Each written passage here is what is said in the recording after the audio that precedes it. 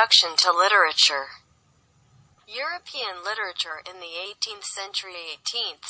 The Enlightenment. European literature in the 18th century. European literature of the 18th century refers to literature, poetry, drama and novels produced in Europe during this period. The 18th century saw the development of the modern novels as literary genre.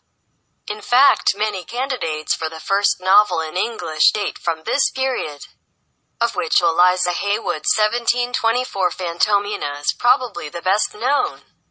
Subgenres of the novel during the 18th century were the epistolary novel, the sentimental novel, histories, the Gothic novel and the libertine novel. 18th century Europe started in the Age of Enlightenment and gradually moved towards Romanticism. In the visual arts, it was the period of neoclassicism.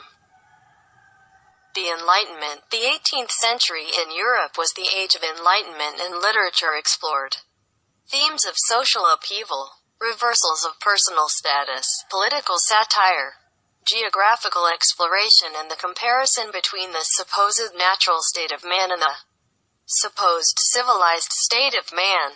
Edmund Burke, in his A Vindication of Natural Society, 1757, says, "The fabric of superstition has in this our age and nation received much ruder shocks than it had ever felt before, and through the chinks and breaches of our prison, we see such glimmerings of light, and feel such refreshing airs of liberty, as daily raise our ardor for more." The Enlightenment included a range of ideas centered on the sovereignty of reason and the evidence of the senses as the primary sources of knowledge, and advanced ideals such as liberty, progress, toleration, fraternity, constitutional government, and separation of church and state. During the end of the 19th century, Anne Radcliffe would be the pioneer of the Gothic novel. Her novel, The Castles of Athlone and Dunbayne in 1789, set the tone for the majority of her work, which tended to involve innocent but heroic young women who find themselves in gloomy, mysterious castles ruled by even more mysterious barons with dark pasts.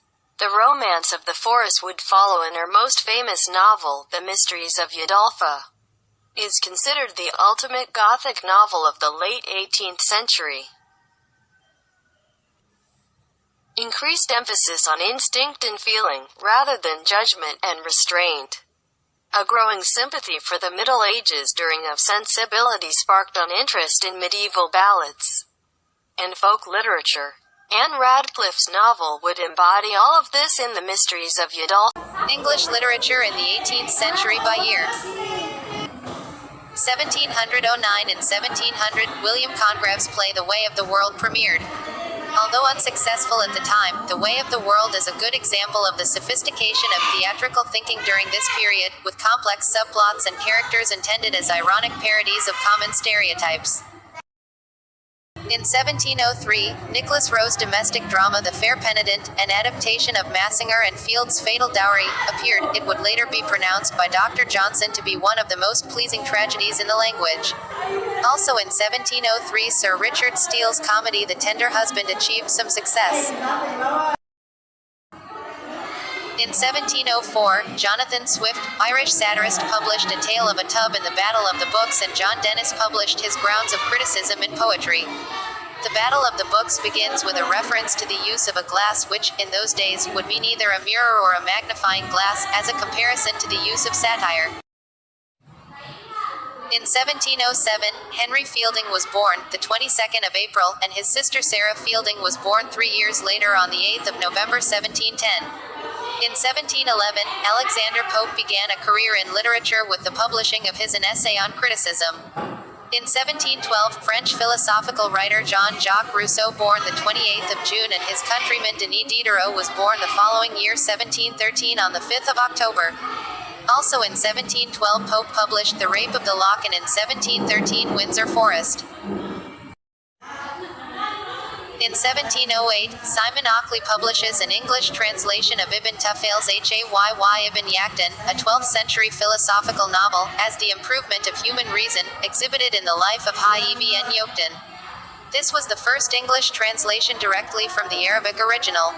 Samuel Johnson was born on the 18th of September 1709 in Lichfield, Staffordshire, England. Okay guys, that is the topic from group